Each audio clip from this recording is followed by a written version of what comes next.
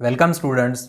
Last video में हमने dimensional analysis के बेसिक्स देखे थे। किसी भी गिवन फिजिकल क्वांटिटी के डायमेंशंस हम कैसे निकाल सकते हैं, उनका डायमेंशनल फार्मूला हम कैसे लिख सकते हैं और डायमेंशनल इक्वेशंस हम कैसे लिख सकते हैं। ठीक है, आज हम कंटिन्यू करेंगे और आज इस वीडियो में हम देखेंगे कि डायमेंशनल एनालिसिस के यूजेस और लिमिटेशंस क्या है। ठीक है, इस मेथड के यूजेस और लिमिटेशंस हम देखने वाले हैं।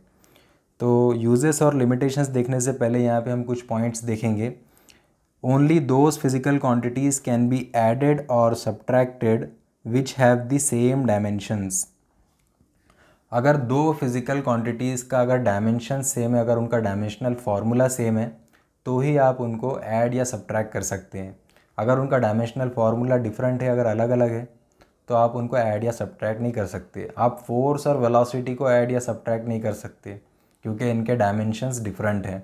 आप टाइम और एनर्जी को ऐड नहीं कर सकते, ये दो फिज़िकल क्वांटिटीज़ के डायमेंशंस अलग अलग हैं। तो अगर फिज़िकल क्वांटिटी का डायमेंशनल फार्मूला अलग है, अगर उनके डायमेंशंस अलग अलग हैं, तो उनको आप ऐड या सब्ट्रैक्ट नहीं कर सकते। When magnitudes of two or more physical quantities are multiplied, their units should be treated in the same manner as ordinary algebraic symbols. We can cancel identical units in numerator and denominator. The same is true for dimensions of a physical quantity. तो कोई अगर दो physical quantities को आप multiply कर रहे हैं तो उनके मैग्नीट्यूड्स मल्टीप्लाई होंगे और उनके यूनिट्स भी मल्टीप्लाई होंगे, है ना। और यूनिट्स को आप ऑर्डिनरी सिंबल्स की तरह यहाँ पे कैंसिल कर सकते हैं न्यूमरेटर और डिनोमिनेटर में। तो उसी तरह से यहाँ पे आप उनके डायमेंशंस को भी यहाँ पे कैंसिल कर सकते हैं। ये एक एग्जांपल से देखते हैं हम। For example pressure. ठीक है, प्रेशर क्या होता है? प्रेशर होता है फोर्स डिवाइडेड बाय एरिया, है ना। Pressure is equal to force per unit area. तो इसकी एसआई यूनिट क्या होगी प्रेशर की? न्यूटन पर मीटर स्क्वायर। न्यूटन को हम लिख सकते हैं KG metre per second square, और यहाँ पे डिनोमिनेटर में मीटर स्क्वायर है। तो ये क्या हो जाएगा, यहाँ पे हम आइडेंटिकल यूनिट्स को अगर कैंसिल करेंगे तो यहाँ पे मीटर और यहाँ पे स्क्वायर कैंसिल हो जाएगा, और यहाँ पे हमको क्या मिलेगा?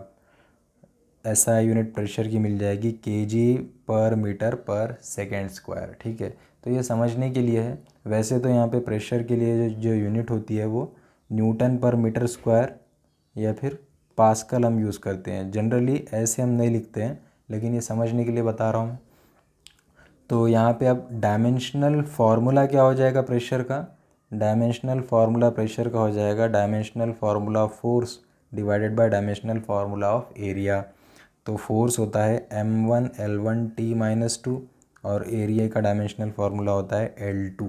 तो दोनों का अगर रेशो लेंगे तो यहाँ पे देखिए L1 कैंसिल और यहाँ से स्क्वायर कैंसिल, तो ये कैंसिलेशन होने के बाद प्रेशर का डायमेंशनल फार्मूला हो जाएगा m1L-1T-2। ठीक है, तो ये पॉइंट आपको ध्यान में रखना है।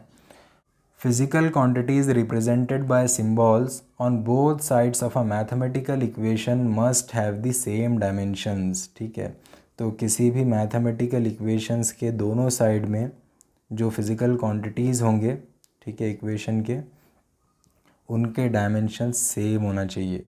फॉर एग्जांपल यहाँ पे हमारे पास रिलेशन है distance is equal to velocity into time. तो यहाँ पे इक्वेशन के दोनों साइड में जो टर्म्स आ रहे हैं यहाँ पे LHS और RHS, यहाँ पे दोनों के डायमेंशंस क्या होना चाहिए? सेम होना चाहिए। ठीक है, तो देखिए यहाँ पे दोनों के डायमेंशंस यहाँ पे सेम आ रहे हैं।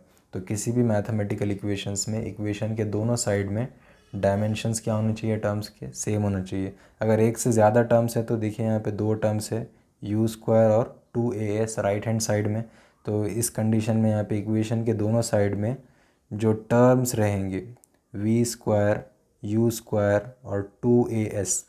ठीक है, v स्क्वायर का डायमेंशनल फार्मूला, u स्क्वायर का डायमेंशनल फार्मूला और 2as का डायमेंशनल फार्मूला, ये तीनों यहाँ पे सेम होने वाले हैं। ठीक है, तो इक्वेशन के दोनों साइड में जितने टर्म्स होंगे, हर टर्म का डायमेंशनल फार्मूला क्या होना चाहिए?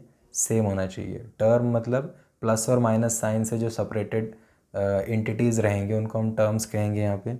ठीक है, तो ये भी पॉइंट आपको ध्यान में रखना है। अब यहाँ पे हम यूजेस या फिर अप्लीकेशंस देखेंगे डायमेंशनल एनालिसिस के। तो इस मेथड के काफ़ी सारे यूजेस हैं या फिर एप्लीकेशंस हैं। तो यहाँ पे देखिए क्या एप्लीकेशंस हैं यहाँ पे। To find the unit of a physical quantity in a given system of units. तो किसी भी गिवन सिस्टम ऑफ यूनिट्स में फिज़िकल क्वांटिटी के यूनिट्स क्या होंगे ये आप उस फिज़िकल क्वांटिटी के डायमेंशनल फार्मूला से पता कर सकते हैं। ये एप्लीकेशन देखेंगे हम। To find the dimensions of physical constant और कोएफिशिएंट। तो किसी मैथमेटिकल इक्वेशन में अगर फिज़िकल कांस्टेंट है तो उसके आप डायमेंशंस पता कर सकते हैं डायमेंशनल एनालिसिस टेक्निक से। To check the correctness of physical equations. तो मैथमेटिकल इक्वेशंस की करेक्टनेस को आप डायमेंशनल एनालिसिस से चेक कर सकते हैं करेक्ट है या रॉन्ग है। तो to establish the relationship between related physical quantities. तो आपके पास अगर कुछ फिज़िकल क्वांटिटीज़ है और आपको कहा जाए कि ये रिलेटेड है और इनके बीच में रिलेशन फाइंड करो, तो आप डायमेंशनल एनालिसिस का यूज़ करके इनके बीच में रिलेशन क्या है वो फाइंड कर सकते हैं। To find the conversion factor between the units of same physical quantity in different systems of units. तो एक पर्टिकुलर फिज़िकल क्वांटिटी के दो डिफरेंट सिस्टम ऑफ यूनिट्स में जो यूनिट्स रहेंगे उनके बीच में जो कन्वर्जन फैक्टर है वो आप यहाँ पे पता कर सकते हैं। तो ये सारे एप्लीकेशंस वन बाय वन करके यहाँ पे हम देखने वाले हैं। तो यहाँ पे फर्स्ट एप्लीकेशन देखते हैं। To find the unit of a physical quantity in a given system of units. तो कैसे फाइंड कर सकते हैं। तो आपके पास फिज़िकल क्वांटिटी का डायमेंशनल फार्मूला है, ठीक है। तो उस डायमेंशनल फार्मूला के अंदर फंडामेंटल क्वांटिटीज़ के सिंबल्स हैं, है ना, MLTKACD और मोल। तो ये फंडामेंटल क्वांटिटीज़ के सिंबल्स को आपको यहाँ पे फंडामेंटल यूनिट्स से रिप्लेस करना है, ठीक है। और जो फंडामेंटल यूनिट्स रहेंगे वो आपके रिक्वायर्ड सिस्टम ऑफ यूनिट्स के यूनिट्स रहेंगे। System of units SI system, CGS system, MKS system, FPS system या चाहे जो सिस्टम ऑफ यूनिट्स हो, तो उसके अंदर जो फंडामेंटल यूनिट्स रहेंगे इन फंडामेंटल क्वांटिटीज़ के, तो इनके सिंबल्स को आप डायमेंशनल फार्मूला के अंदर इन फंडामेंटल क्वांटिटीज़ के जो सिंबल्स है उनको आप इनके फंडामेंटल यूनिट्स से रिप्लेस करेंगे उस सिस्टम ऑफ यूनिट्स में, ठीक है। तो आपको यहाँ पे उस फिज़िकल क्वांटिटी की यूनिट मिल जाएगी उस सिस्टम ऑफ यूनिट्स में। तो फॉर एग्ज़ाम्पल हमको यहाँ पे फोर्स का डायमेंशनल फार्मूला पता है M1L1T-2। तो हमको सपोज़ फोर्स की यूनिट निकालना है SI सिस्टम के अंदर, SI सिस्टम ऑफ यूनिट्स के अंदर। तो हम क्या करेंगे यहाँ पे फंडामेंटल क्वांटिटीज़ के symbols capital M, capital L और कैपिटल T को यहाँ पे हम फंडामेंटल यूनिट्स से रिप्लेस करेंगे SI सिस्टम में। क्या यूनिट्स हैं, कैपिटल M की जगह kg डाल देंगे, कैपिटल L की जगह मीटर डाल देंगे और कैपिटल T की जगह सेकंड डाल देंगे, ठीक है। तो यहाँ पे पावर्स जो है वो एज इट इज़ रहेंगे। kg का पावर 1 है, मीटर का पावर 1 है और सेकंड का पावर -2 है, ठीक है। तो ये जो क्वांटिटी है ये क्या हो जाएगी अब यहाँ पे kg मीटर पर सेकंड स्क्वायर, ठीक है। तो यहाँ पे हमने डायमेंशनल फार्मूले का यूज़ करके यहाँ पे हमने यूनिट निकाल ली किसी पर्टिकुलर सिस्टम ऑफ यूनिट्स में SI सिस्टम में, ठीक है। और SI सिस्टम में ये जो kg मीटर पर सेकंड स्क्वायर है इसको स्पेशल नेम दिया गया है न्यूटन, ठीक है। तो आप यहाँ पे न्यूटन लिख सकते हैं, लेकिन यहाँ पे फंडामेंटल यूनिट्स के अंदर हमको उसकी यूनिट मिल गई। तो ये एप्लीकेशन है डायमेंशनल एनालिसिस का। एक और एग्जांपल देखते हैं यहाँ पे। सपोज़ वर्क का डायमेंशनल फार्मूला हमको पता है M1L2T-2, ठीक है। तो सपोज़ हमको यहाँ पे CGS सिस्टम में वर्क की यूनिट फाइंड करना है। MLT को यहाँ पे ग्राम, सेंटीमीटर और सेकंड से रिप्लेस कर देंगे, ठीक है। तो यहाँ पे हमको क्या मिल गया, CGS सिस्टम में वर्क की यूनिट मिल गई ग्राम सेंटीमीटर स्क्वायर पर सेकंड स्क्वायर। अब CGS सिस्टम में इसको एक स्पेशल नेम दिया गया है, ग्राम सेंटीमीटर स्क्वायर पर सेकंड स्क्वायर को हम अर्ग लिखते हैं, ठीक है। तो स्पेशल नेम कुछ भी हो सकता है, लेकिन फंडामेंटल यूनिट्स में यहाँ पे हमको वर्क की यूनिट मिल गई CGS सिस्टम में, ठीक है।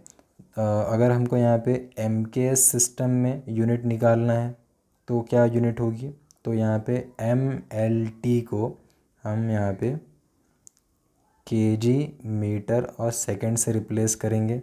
ठीक है, तो यहाँ पे हमको वर्क की यूनिट मिल जाएगी MKS सिस्टम में। ठीक है, और उसका स्पेशल नेम यहाँ पे जूल है। तो इस तरह से हम यहाँ पे यूनिट फाइंड कर सकते हैं किसी भी गिवन फिजिकल क्वांटिटी के, अगर हमको उसका डायमेंशनल फार्मूला पता है, अगर हमको उसके डायमेंशंस पता है।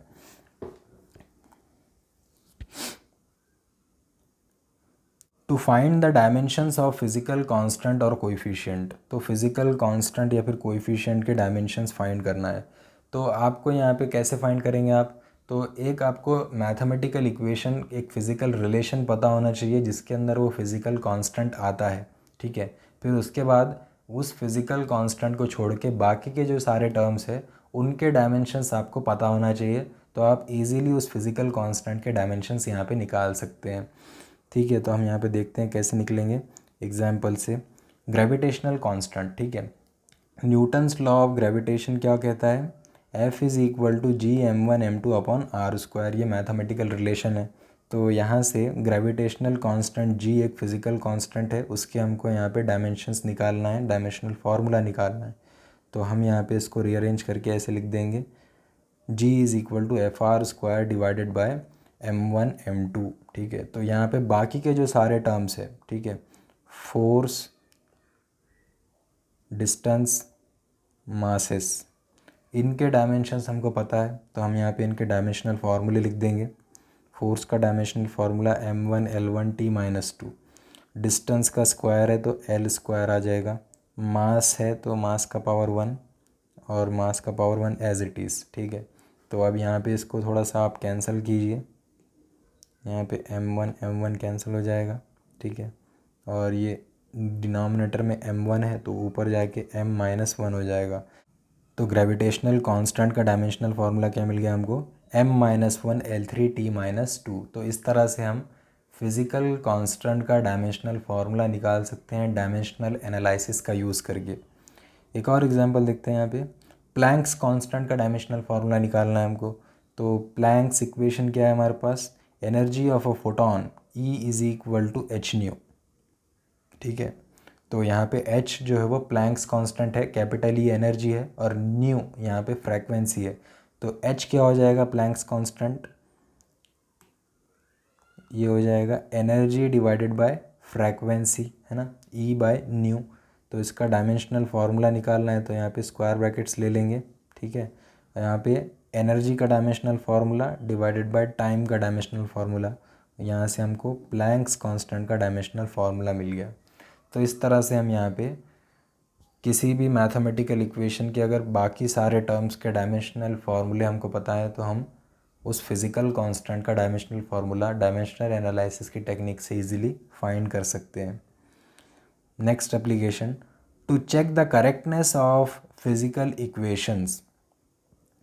अगर फिज़िकल इक्वेशंस का करेक्टनेस चेक करना है हमको तो हम यहाँ पे डायमेंशनल एनालिसिस टेक्निक यूज़ कर सकते हैं। कोई इक्वेशन है, कोई मैथमेटिकल इक्वेशन है, वो करेक्ट है या नहीं है, तो उसका आइडिया हमको यहाँ से पता चल सकता है।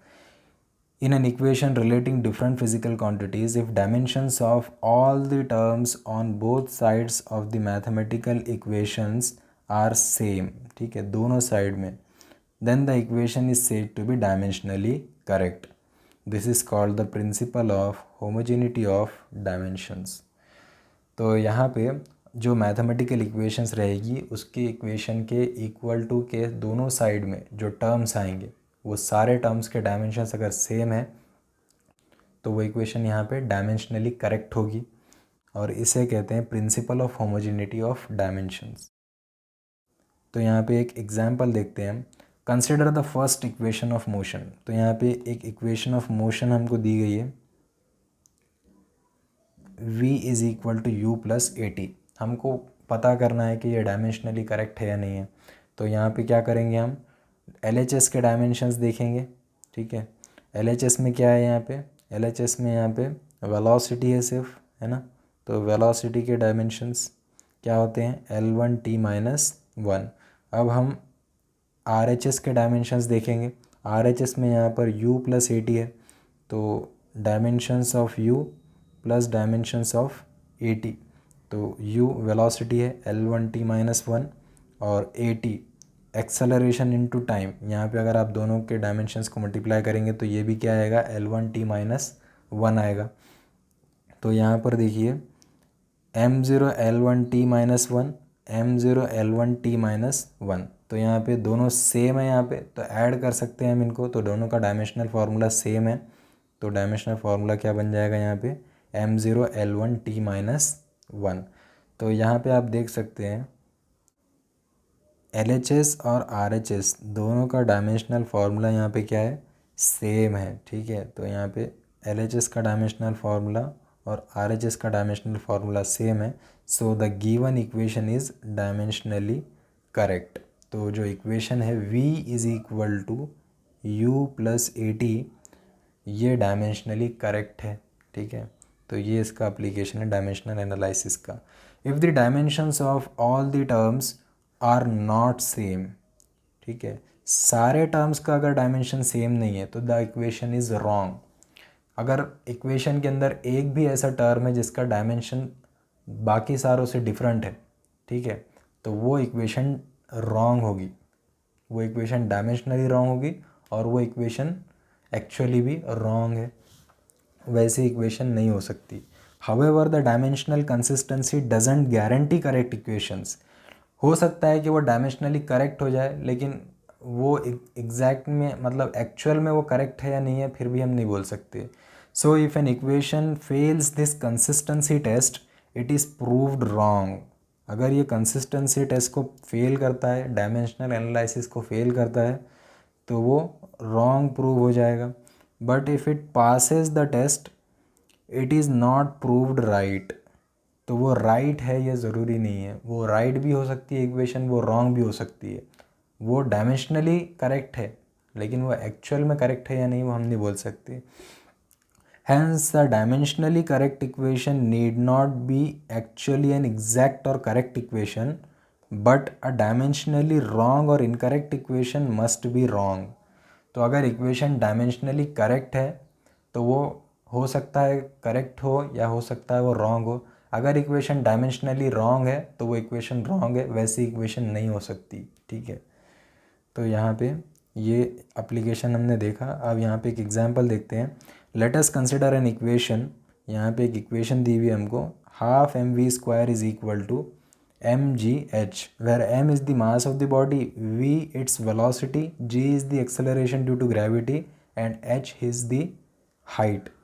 Check whether the equation is dimensionally correct. तो ये इक्वेशन डायमेंशनली करेक्ट है या नहीं चेक करना है हमको। तो ये डायमेंशनल एनालिसिस के एप्लीकेशन से हम चेक करेंगे। तो यहाँ पे देखिए लेफ़्ट हैंड साइड और राइट हैंड साइड के डायमेंशंस हमको देखना है। तो डायमेंशंस ऑफ LHS देखेंगे हम। LHS में क्या है यहाँ पे, LHS में देखिए यहाँ पे मास है, 1/2 कांस्टेंट है और उसके बाद मास है, तो मास का डायमेंशन, उसके बाद वेलोसिटी का स्क्वायर है, तो यहाँ पे L1t माइनस 1 का स्क्वायर आ गया, ठीक है, ये LHS है। m1 L2t माइनस 2, तो लेफ़्ट हैंड साइड का डायमेंशन क्या आ रहा है हमारे पास, m1 L2t माइनस 2 आ रहा है, ठीक है। अब हम राइट साइड का डायमेंशन चेक करेंगे, dimensions of right hand side. Right hand side में क्या है हमारे पास, मास है पहले, तो यहाँ पे मास का डायमेंशन, फिर एक्सेलरेशन ड्यू टू ग्रेविटी है g, तो यहाँ पे acceleration due to gravity g का डायमेंशन, एक्सेलरेशन का डायमेंशन L1t माइनस 2, फिर उसके बाद है हाइट, ये लेंथ की कैटेगरी में आता है, तो यहाँ पे L1 आ गया। इसको यहाँ पे L और L मल्टीप्लाई हो जाएंगे तो क्या हो जाएगा, ये m1 L2t माइनस 2। तो राइट हैंड साइड का डायमेंशनल फार्मूला है m1 L2t माइनस 2। तो आप यहाँ पे देख सकते हैं राइट हैंड साइड और लेफ़्ट हैंड साइड का डायमेंशनल फार्मूला यहाँ पे इक्वल आ रहा है, ठीक है। ये दोनों डायमेंशनल फार्मूले यहाँ पे क्या है, इक्वल है। तो dimensions of LHS and RHS are same and hence the equation is dimensionally correct. तो ये जो गिवन इक्वेशन है ये क्या है, ये डायमेंशनली करेक्ट है, ठीक है। एक्चुअल में करेक्ट है या नहीं ये हमको नहीं मालूम, लेकिन ये इक्वेशन डायमेंशनली करेक्ट है। इसके बाद एक और एग्जांपल देखते हैं।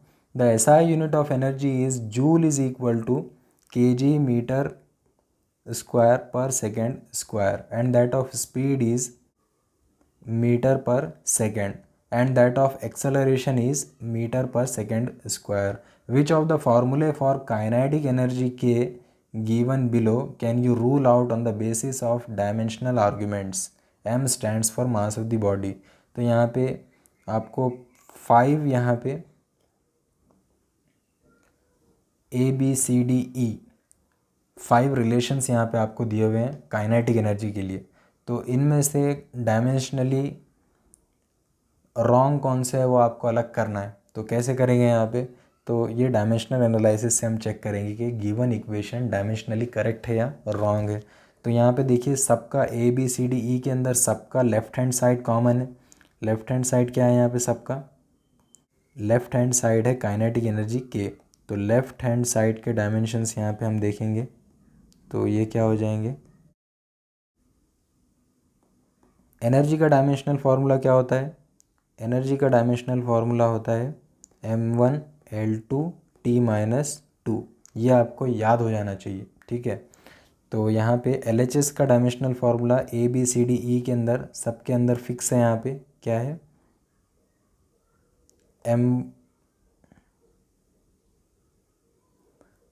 तो LHS का डायमेंशनल फार्मूला यहाँ पे ABCDE के अंदर सबके अंदर फिक्स है। यहाँ पे क्या है m1L2T-2, ठीक है।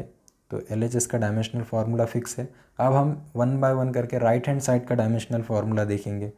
तो यहाँ पे देखिए ए के अंदर क्या है, यहाँ पे m²v³ है।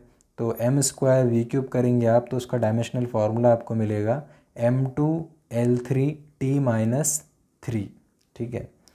तो यहाँ पे देखिए m2L3T-3 ये m1L2T-2 के इक्वल है क्या, नहीं है, ठीक है। तो यहाँ पे जो A है, A यहाँ पे डायमेंशनली रॉन्ग है। तो ये A वाला क्या हो गया, रॉन्ग हो गया। इसके बाद हम B देखेंगे। B के अंदर क्या है, B के अंदर है हाफ mv²। 1/2 तो कांस्टेंट है। mv² के डायमेंशंस अगर हम देखेंगे तो ये क्या आएंगे हमारे पास, mv² के डायमेंशंस आएंगे m1L2T-2, मास इंटू वेलोसिटी का स्क्वायर है, ठीक है। तो अब इसको भी अगर आप देखेंगे यहाँ पे तो इसको अगर आप देखेंगे यहाँ पे तो ये m1L2T-2 के इक्वल है यहाँ पे। तो जो B है वो डायमेंशनली यहाँ पे करेक्ट है, ठीक है। इसके बाद C देखिए, C क्या है, K is equal to ma। तो मास इंटू एक्सेलरेशन है यहाँ पे। तो मास इंटू एक्सेलरेशन का डायमेंशनल फार्मूला, फोर्स का डायमेंशनल फार्मूला क्या हो जाएगा, ये m1L1T-2, ठीक है। तो m1L1T-2 इसके यहाँ पे इक्वल है क्या, नहीं, यहाँ पे L2 आना चाहिए। तो ये डायमेंशनली रॉन्ग हो गई इक्वेशन। तो सी भी यहाँ पे क्या है, डायमेंशनली रॉन्ग है। इसके बाद देखेंगे kinetic energy K is equal to 3/16 mv²। तो यहाँ पे राइट हैंड साइड में क्या आ रहा है, mv² का डायमेंशन देखना है हमको। तो mv² का हमने पहले ही देख चुके हैं हम, क्या क्या आया था हमारे पास।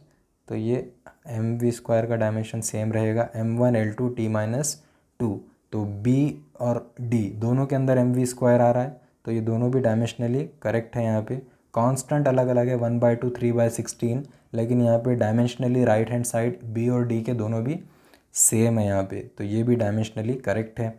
अब लास्ट वाला E अगर देखेंगे हम तो E के अंदर देखिए 1/2 कांस्टेंट है, mv² आ रहा है और प्लस में ma आ रहा है। तो यहाँ पे अगर हम mv² का डायमेंशन देखेंगे, डायमेंशन ऑफ mv², तो ये क्या होगा, अभी देखा हमने mv² का डायमेंशन होगा m1L2T-2, करेक्ट है। और अगर हम ma का डायमेंशन देखेंगे तो ये फोर्स का है m1L1T-2। तो यहाँ पे देखिए एम वी स्क्वायर और एम ए का डायमेंशनल फार्मूला अलग अलग है। दो क्वांटिटीज़ का डायमेंशनल फार्मूला अगर डिफरेंट है तो उनको हम ऐड या सब्ट्रैक्ट नहीं कर सकते। तो यहाँ पे ये जो लास्ट वाली इक्वेशन है ये तो रॉन्ग ही है पूरी की पूरी, ठीक है। तो ए सी ई को हम यहाँ पे डायमेंशनली रूल आउट कर सकते हैं, ये डायमेंशनली रॉन्ग इक्वेशन है। अब बचे क्या, बी और डी। अब बी और डी के अंदर क्या आ रहा है, बी के अंदर है हाफ एम वी स्क्वायर और डी के अंदर है 3/16 एम वी स्क्वायर। तो यहाँ पे 1/2 और 3/16 का डिफरेंस है ना।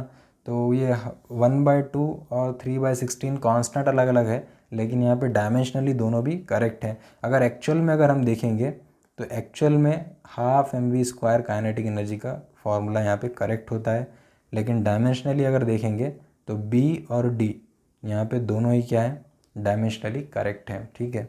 तो यहाँ पे ए सी ई को हम यहाँ पे डायमेंशनली रूल आउट कर रहे हैं, ठीक है। अब नेक्स्ट एप्लीकेशन देखते हैं यहाँ पे, to establish the relationship between related physical quantities. तो अगर आपको यहाँ पे कुछ रिलेटेड फिजिकल क्वांटिटीज़ दिए जाए और आपको कहा जाए कि इनके बीच में कुछ मैथमेटिकल रिलेशन है, तो उन फिजिकल क्वांटिटीज़ का आप मैथमेटिकल रिलेशन फाइंड आउट कर सकते हैं डायमेंशनल एनालिसिस टेक्निक का यूज़ करके। तो यहाँ पे ये कैसे फाइंड आउट करें हमको देखना है। For this we should know the dependence of physical quantity on other quantities. तो वो फिजिकल क्वांटिटी किन फिजिकल क्वांटिटीज़ पर डिपेंड करती है, वो फिजिकल क्वांटिटीज़ आपको पता होना चाहिए। अप टू 3 फिजिकल क्वांटिटीज़, तो 3 फिजिकल क्वांटिटीज़ तक आप यहाँ पे पता कर सकते हैं। ऐसा कह रहा है, ये क्यों कह रहा है वो आगे हमको पता चलेगा। And consider it as a product type of dependence. तो वो जो डिपेंडेंस है वो प्रोडक्ट टाइप कंसिडर करेंगे। ये कैसे करना है ये अब हम देखने वाले हैं एग्जाम्पल्स के थ्रू। तो फॉर एग्ज़ाम्पल यहाँ पे हमारे पास हमको यहाँ पे क्या करना है, the period capital T of oscillation of a simple pendulum depends on length of the string small l and the acceleration due to gravity small g, ठीक है। तो दो फिजिकल क्वांटिटीज़ पे लेंथ पे और एक्सेलरेशन ड्यू टू ग्रेविटी पे क्या depend कर रहा है, आपका time period of oscillation capital T. तो कैपिटल टी का फॉर्मूला एल और जी के फॉर्म में हमको यहाँ पे फाइंड करना है। तो ये है आपका सिंपल पेंडुलम, ठीक है। ये इसका बॉब है यहाँ पे, ठीक है। ये बॉब क्या कर रहा है, ऑसिलेशंस परफॉर्म कर रहा है टू एंड फ्रो, और यहाँ पे एक स्ट्रिंग यहाँ पे कनेक्टेड है और ये स्ट्रिंग की लेंथ कितनी है, एल है, ठीक है। और इस बॉब के ऊपर इसका कुछ मास है बॉब का, इसके ऊपर acceleration due to gravity g act कर रहा है वर्टिकली डाउनवर्ड, ठीक है। तो ये हमारा यहाँ पे फिज़िकल सिचुएशन है और इसका जो टाइम पीरियड रहेगा ऑसिलेशन का कैपिटल डी, मतलब एक ऑसिलेशन करने के लिए जो टाइम लगेगा वो यहाँ पे ये एल और जी के ऊपर डिपेंड करेगा, ये दो क्वांटिटीज़ के ऊपर, और वो रिलेशन हमको यहाँ पे फाइंड करना है। तो यहाँ पे डिराइव करते हैं रिलेशनशिप।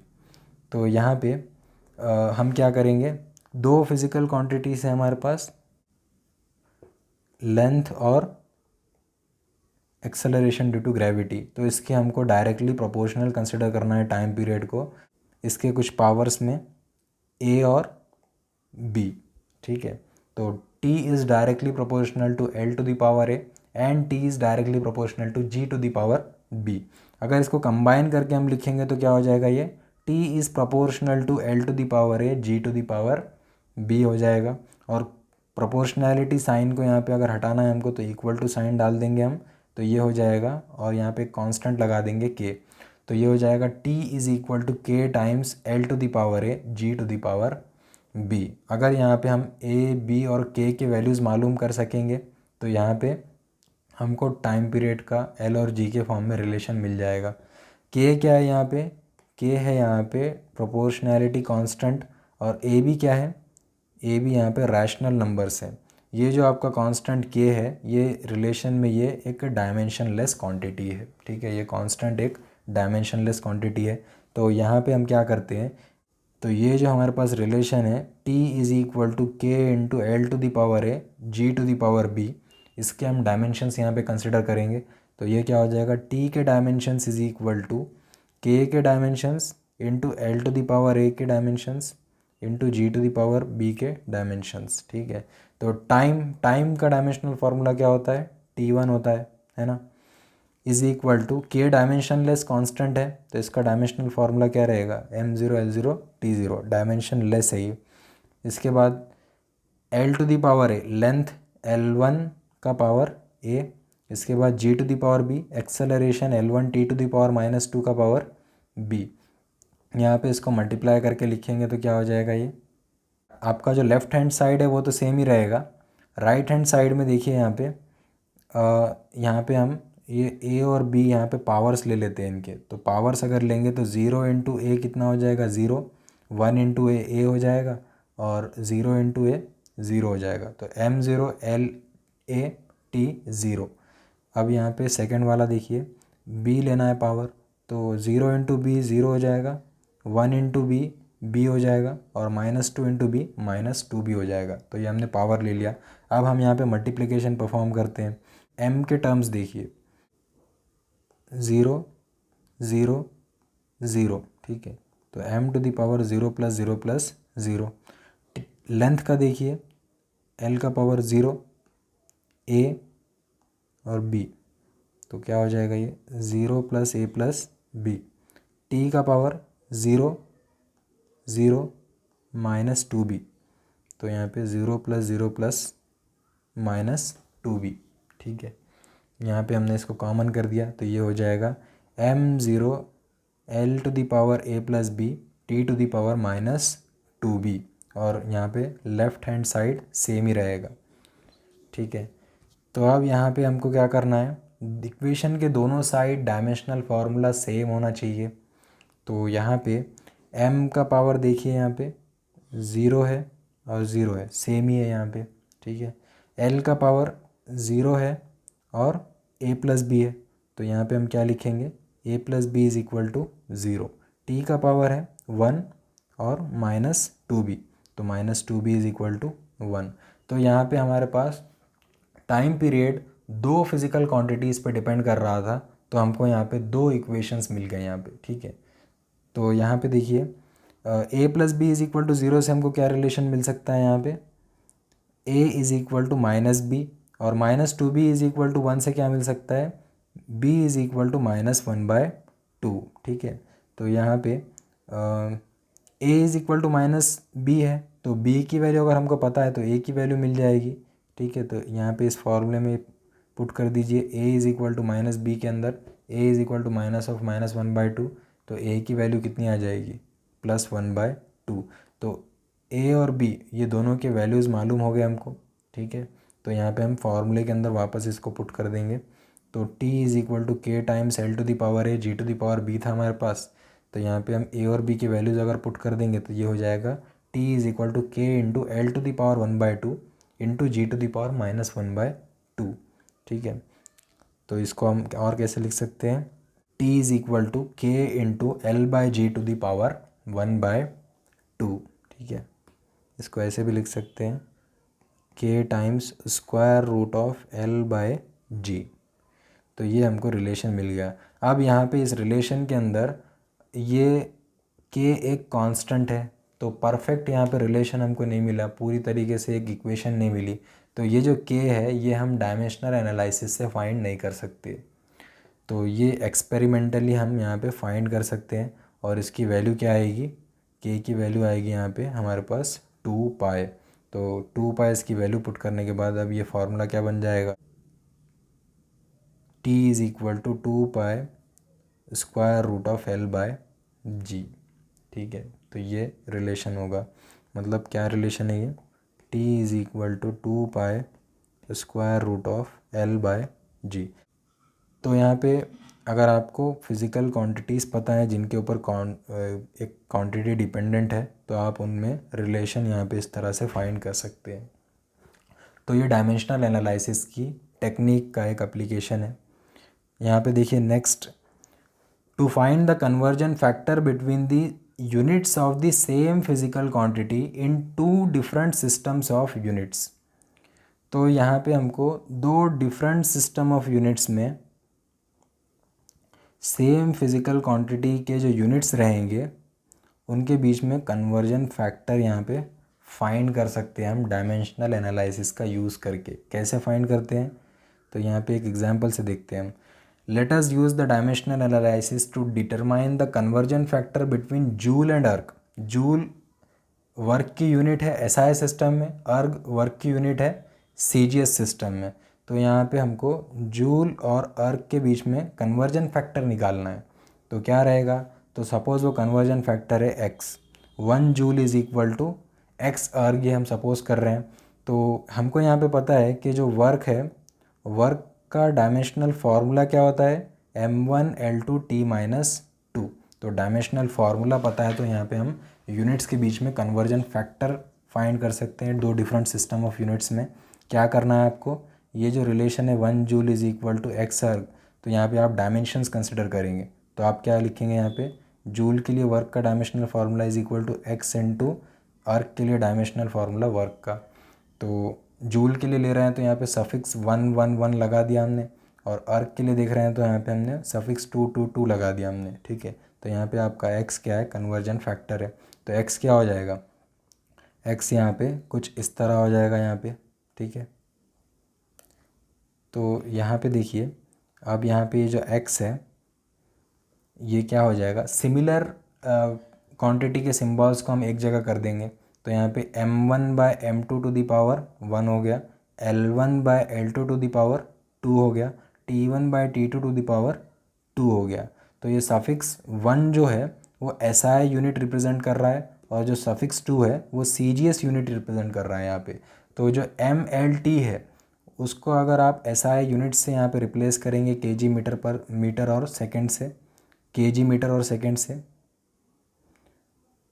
और MLT को अगर आप CGS सिस्टम के यूनिट से रिप्लेस करेंगे ग्राम सेंटीमीटर एंड सेकेंड से, ठीक है। तो यहाँ पे अब क्या होता है देखेंगे हम, SI यूनिट्स में M1 L1 T1 की जगह हमने क्या कर दिया, kg मीटर और सेकेंड लिख दिया, और CGS सिस्टम में यहाँ पे हमने M2 L2 T2 की जगह ग्राम सेंटीमीटर और सेकेंड लिख दिया। तो यहाँ पे देखिए, हम 1 kg को यहाँ पे 1000 ग्राम ले सकते हैं, और 1 मीटर को 100 सेंटीमीटर ले सकते हैं। तो ये लेने के बाद क्या होगा यहाँ पे, तो यहाँ पे देखिए ये ग्राम और ये ग्राम कैंसिल हो जाएगा, सेंटीमीटर कैंसिल हो जाएगा, और सेकेंड कैंसिल हो जाएगा। तो ये कैंसिलेशन होने के बाद क्या मिलेगा हमको, 1000⁻1 मतलब 10⁻³ का पावर 1 इंटू 100⁻2 मतलब 10⁻2 का पावर 2 इंटू 1⁻⁻2 1⁻⁻2 मतलब 1 ही होता है, 10⁻3, ठीक है, इंटू 10⁻2 का स्क्वायर मतलब 10⁻4 हो जाएगा। इनका मल्टीप्लिकेशन क्या आएगा, 10⁻7। तो x की वैल्यू क्या मिल गई आपको यहाँ पे, 10⁻7। ये हमारा कन्वर्जन फैक्टर है जूल का अर्ग में, ठीक है। तो 1 जूल इज़ इक्वल टू 10⁻7 अर्ग। तो इस तरह से यहाँ पे हम कन्वर्जन फैक्टर यहाँ पे फाइंड कर सकते हैं। इन जनरल अगर हमको लिखना है तो हम क्या लिख सकते हैं यहाँ पे, सपोज़ एक फिज़िकल क्वांटिटी है जिसका डायमेंशनल फार्मूला है m⁴ L⁵ T⁶ यहाँ पे A B C कुछ कांस्टेंट्स हैं, यहाँ पे कुछ भी हो सकती है इनकी वैल्यू उस फिज़िकल क्वांटिटी के लिए, ठीक है। तो यहाँ पे हम क्या लिखेंगे, unit in first system of units is equal to x times unit in second system of units, मतलब unit 1 is equal to x times unit 2। तो x क्या हो जाएगा यहाँ पे, तो x का फार्मूला कुछ यहाँ पे ऐसा बन जाएगा, x is equal to m1/m2 L1/L2 T1/T2 हो जाएगा, ठीक है। तो यहाँ पे इन जनरल हम इसको ऐसे लिखेंगे, ठीक है। फिज़िकल क्वांटिटी का डायमेंशनल फार्मूला पता है तो यहाँ पे कन्वर्जन फैक्टर यहाँ पे कुछ ऐसा होगा। तो यहाँ पे एक और एग्जांपल देख लेते हैं फोर्स के लिए, ठीक है। तो यहाँ पे फोर्स की SI यूनिट को हमको यहाँ पे CGS यूनिट में कन्वर्ट करने के लिए जो कन्वर्जन फैक्टर लगेगा वो हमको यहाँ पे निकालना है। तो फोर्स का डायमेंशनल फार्मूला क्या होता है, m1 L1 T-2। हमने क्या सपोज किया यहाँ पे, फोर्स की SI unit 1 newton is equal to x times CGS unit force की डायन। तो 1 newton is equal to x dyne, ये हमने सपोज कर लिया यहाँ पे, मतलब unit 1 is equal to x times unit 2। तो x क्या हो जाएगा यहाँ पे, m1/m2 L1/L2 T1/T2 ठीक है। तो M1 SI सिस्टम के लिए 1 सफिक्स है, तो M1 L1 T1 को यहाँ पे हम kg मीटर और सेकंड से रिप्लेस करेंगे, और M2 L2 T2 को यहाँ पे हम ग्राम सेंटीमीटर और सेकंड से रिप्लेस करेंगे। ठीक है, तो kg को हम यहाँ पे क्या लिख सकते हैं 1000 ग्राम, मीटर को लिख सकते हैं 100 सेंटीमीटर लिख सकते हैं यहाँ पे हम मीटर को। ठीक है, तो ये क्या हो जाएगा 100 सेंटीमीटर और सेकंड बाय सेकंड। ठीक है, तो यहाँ पे देखिए सिमिलर यूनिट्स जो है वो कैंसिल हो जाएंगे, ग्राम ग्राम कैंसिल हो गया, सेंटीमीटर सेंटीमीटर कैंसिल हो गया, सेकंड सेकंड कैंसिल हो गया। तो यहाँ पे क्या है 1000 टू दी पावर 1 मतलब 10 टू दी पावर 3 का पावर 1, 100 टू दी पावर 1 मतलब 10 टू दी पावर 2 का पावर 1, 1 टू दी पावर -2। तो इसको सिंप्लीफाई करेंगे तो क्या मिलेगा 10 to the power 3 into 10 to the power 2 कितना हो जाएगा 10 टू दी पावर 5 हो जाएगा। तो हमारा कन्वर्जन फैक्टर कितना है यहाँ पे 10 टू दी पावर 5। तो 1 newton is equal to x dyne suppose किया था हमने, तो 1 newton is equal to 10 to the power 5 dyne हो जाएगा यहाँ पे। तो इस तरह से इजीली हम यहाँ पे किसी भी यहाँ पे फिजिकल क्वांटिटी के यूनिट्स के बीच में कन्वर्जन फैक्टर्स को यहाँ पे फाइंड कर सकते हैं डिफरेंट सिस्टम ऑफ यूनिट्स के अंदर। ये एप्लीकेशन हमने देखा। एक और एग्जांपल देख लेते हैं यहाँ पे। A calorie is a unit of heat and it equals 4.2 joule. 1 joule is equal to kg metre square per second square. A distant civilization employs a system of units in which units of mass, length and time are alpha kg, beta meter and gamma second. Also J dash is their unit of energy. What will be the magnitude of calorie in their units? ठीक है, तो वो जो system of units है उसमें calorie का magnitude क्या होगा। तो इस क्वेश्चन के अंदर देखिए आपको कैलोरी का यहाँ पे जूल के अंदर रिलेशन दिया हुआ है, जूल के अंदर मैग्नीट्यूड दिया हुआ है। 1 calorie is equal to 4.2 kg metre square per second square. तो ये SI सिस्टम में आपको इसका कन्वर्जन दिया हुआ है, मैग्नीट्यूड दिया हुआ है। अब हमको क्या करना है कैलोरी का मैग्नीट्यूड निकालना है एक न्यू सिस्टम ऑफ यूनिट्स में, एक डिस्टेंट सिविलाइजेशन उसको यूज़ कर रही है तो उसमें निकालना है। और यहाँ पे क्या किया गया हमको, वो जो civilisation system of units use कर रही है उसके यहाँ पे यूनिट्स SI सिस्टम्स में यहाँ पे दिए हुए हैं kg मीटर सेकेंड्स में। तो हमको यहाँ पे क्या करना पड़ेगा kg मीटर और सेकंड के वैल्यूज़ को यहाँ पे कन्वर्ट करना पड़ेगा उस न्यू सिस्टम ऑफ यूनिट्स के वैल्यूज़ में। तो यहाँ पे हम क्या करेंगे फिर जो जूल रहेगा ये जूल, ठीक है, इसको हम क्या लिख सकते हैं kg metre square per second square. ठीक है, तो kg की जगह पे क्या लिखेंगे हम इस रिलेशन से यहाँ पे 1a is equal to alpha kg से kg को क्या लिख सकते हैं हम a बाय अल्फ़ा। मीटर को क्या लिख सकते हैं हम, मीटर को यहाँ से हम लिखेंगे b बाय बीटा, और सेकंड को यहाँ से क्या लिख सकते हैं हम c बाय गामा। तो यहाँ पे SI यूनिट से हम वो न्यू सिस्टम ऑफ यूनिट्स में आ गए कैलोरी के लिए। तो यहाँ पे इसको अगर हम रीअरेंज करेंगे तो यहाँ पे एक फैक्टर निकल के आ जाएगा 4.2 gamma square by alpha beta square.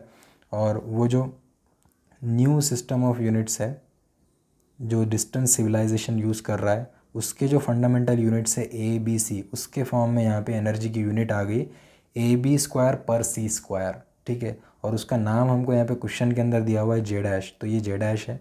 तो यहाँ पे हमको 1 कैलोरी मिल गया उस न्यू सिस्टम ऑफ यूनिट्स के एनर्जी के यूनिट के अंदर। ठीक है, तो ये यहाँ पे हमारा आंसर रहेगा 1 calorie is 4.2 gamma square by alpha beta square J dash.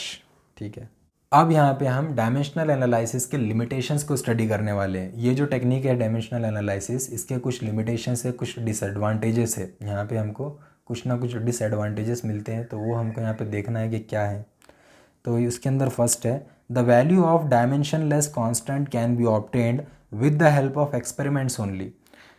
अब देखिए यहाँ पे जो डायमेंशनलेस कांस्टेंट हमको मिलता है, जैसे कि हमने रिलेशन यहाँ पे डिराइव किया था, time period of simple pendulum is equal to k times square root of l by g. तो इसके अंदर ये जो कांस्टेंट के है, इसकी वैल्यू हमको डायमेंशनल एनालिसिस से नहीं मिली, इसकी वैल्यू यहाँ पे हमको एक्सपेरिमेंट से ही मिल सकती है। इसकी वैल्यू क्या आती है, इसकी वैल्यू होती है 2 पाई, और तब जाके ये रिलेशन होता है 2 pi square root of l by ji.